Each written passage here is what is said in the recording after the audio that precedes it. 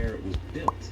We know that she's an Admiralty pinnace, and we know that she was built probably in 1912, possibly in 1911, but that puts it in the period of time just prior to World War I, where the Admiralty were looking around thinking, we're pretty sure there's going to be a war, we're pretty sure it's going to be a big war, and unlike all the wars that have come before, we're pretty sure we're going to be fighting people who are as well equipped as ourselves. With that in mind, they started a large capital ship building program, everything from battleships to cruisers to destroyers to even gunboats and all the rest of it.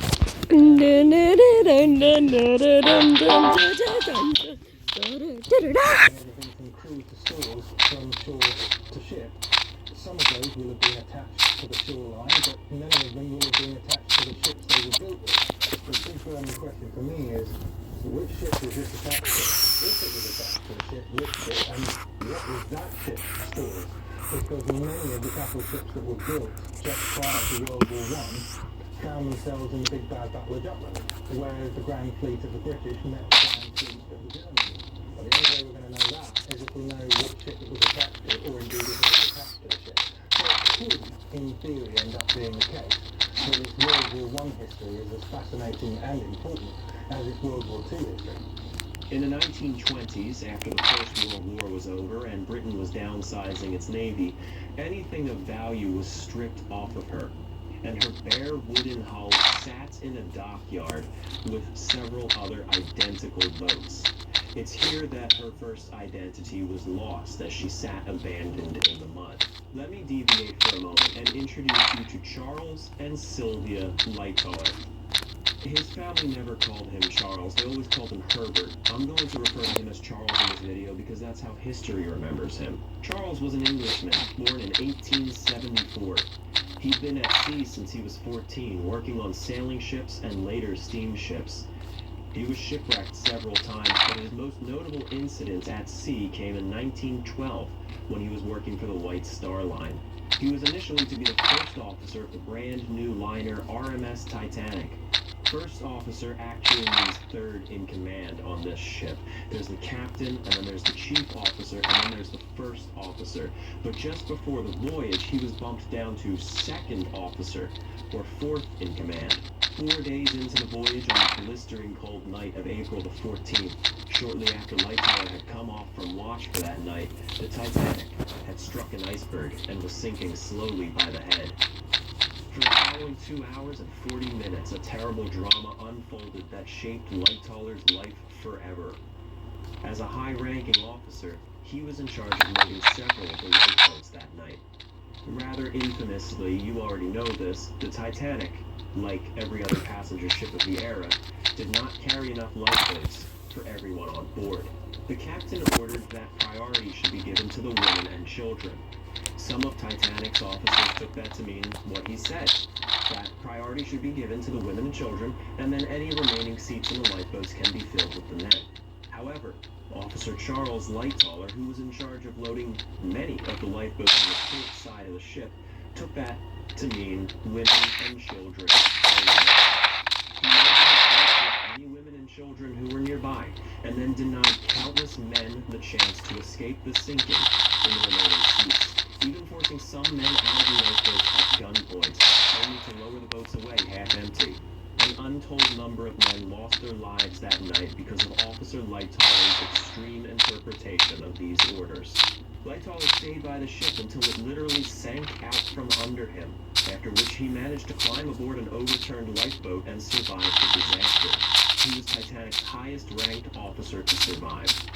Lightoller has drawn criticism both then and now for his actions during the sinking, and the night of April the 14th into the 15th has haunted him for the rest of his life. There was at least one time when his wife Sylvia found him hiding under the bathtub, catatonic in a flashback to the Titanic. Although the sea was in his blood, so were the dark memories of that terrible night. 17 years later, in 1929, Charles and his wife were in the market for an old naval steam launch that they wanted to convert into a personal yacht. It was actually Sylvia who first spotted our 1912 mystery pinnace, and in early 1930, they bought that old wooden hull for £40. today, or $10,000 US. Lightoll's friend, Charles Cooper, was a local shipbuilder, and he brought the Hulk back to his boatyard, where he would restore it to Charles and Sylvia's specifications. U-Bike Vortex balance pads have a race center that absorbs 2 times faster, a pad that rises to the occasion.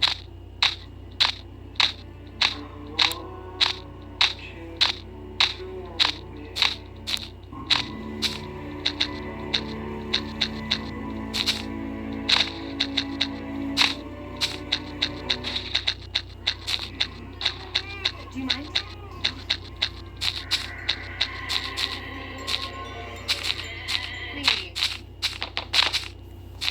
More parents choose venue. Huggy, snug, and dry softness. At Neighborhood Homes, it's all about price. It's the furniture you want for less. No price, just $369. No price, only $219. Twin mattresses, and queens for the low price of $299. Not kinda low, not kinda low. It's low, low prices. Plus no money down special financing. Nobody beats Neighborhood Homes. Price. Yeah, nobody. Price, baby.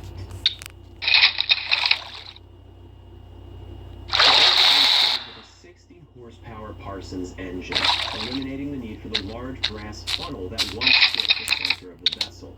And around the same time, Lightoller gave it a temporary name, the Hobo. Hobo didn't sound sophisticated enough for Mrs. Lightoller, but keeping in the same spirit, she used the Australian term sundowner, which sounded more romantic, but still meant hobo, tramp, or vagrant. Sylvia, by the way, was a native Australian. Sundowner's name board is still with the boat today, waiting to be reinstalled in Dennis Boatyard. The full renovation of Sundowner took about a year. It would have been done quicker, but the Lightollers were so eager to sail around in their new boat that they kept borrowing it from the shipbuilder after it was seaworthy, but before all the finishing touches had been put on it. Cooper worked hard on the vessel and did a phenomenal job, much to the satisfaction of the Lightollers. The ship little resembled its former self. A 6-foot counterstern was added to the back to allow for a larger interior saloon, bringing the length of the vessel to 58 feet. The forward compartment contained a bathroom, and after that were 3 small cabins. The pilot house was slightly elevated atop of the engineering spaces. Sundowner was given 2 masts, one large one around the center of the ship, and one smaller one aft of the wheelhouse. Both masts were ketch-rigged.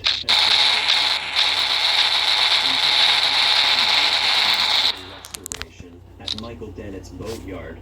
More of the ship's early history is revealed to us. The boat Sundowner is made up of sort of 2 very distinct parts. The old Admiralty hull, which is this line down, and the stuff that was added by Charles Lightoller, which is that line up. The Admiralty hull is basically an Admiralty pinnace that was, we are told, built in 1912, possibly 1911, and like all Admiralty hulls of that period, through to quite a lot later, they're made in a double diagonal way. So there are 2 layers of wood. The inside layer is running 45 degrees, sort of bow up to stern, and then the outer layer is running from bow 45 degrees down to stern. The advantage of that is it's light but strong. The old method of making this is Not for long. Where you are. Add all these layers together. The problem with that is Admiralty pinnaces and boats like them were never designed to last 100 years. Well, this one has. Water's got in between the layers and rotted both the inner layer and the outer layer in some places. So we are taking off the worst of it and putting new sections back. But we can't just cut it where we want to cut it. We have to cut it where, so that when we put a new piece back, the screws that go through don't just go through into the second layer and that's all. They have to go through all the way into a stringer or a rib or some strong point, which means that it becomes strong. And the old days we're adding which will actually bond the 2 layers together much better, and it prevents us having to put in, square foot to hold them together, which of course will represent a hole in the hull, which is not really what we want. So the new method is very much better. The final ornamentation that adorned the Sundowner, Lightollers' new yacht, was a symbolic one. It was the wall clock that hung in the wheelhouse, but that clock was not initially made for the Sundowner. It was salvaged from the White Star Line ship Oceanic, which wrecked in the Shetland Islands in 1914. Charles Lightoller was the Oceanic's first officer at the time, and the last person to depart the wrecked vessel, taking the clock with him as a souvenir. For most of the 1930s, the Lightollers treated the Sundowner as a pleasure yacht, sailing their family and friends to various ports around England itself and out across the English Channel to the continent, touring France, Belgium, and the Netherlands, becoming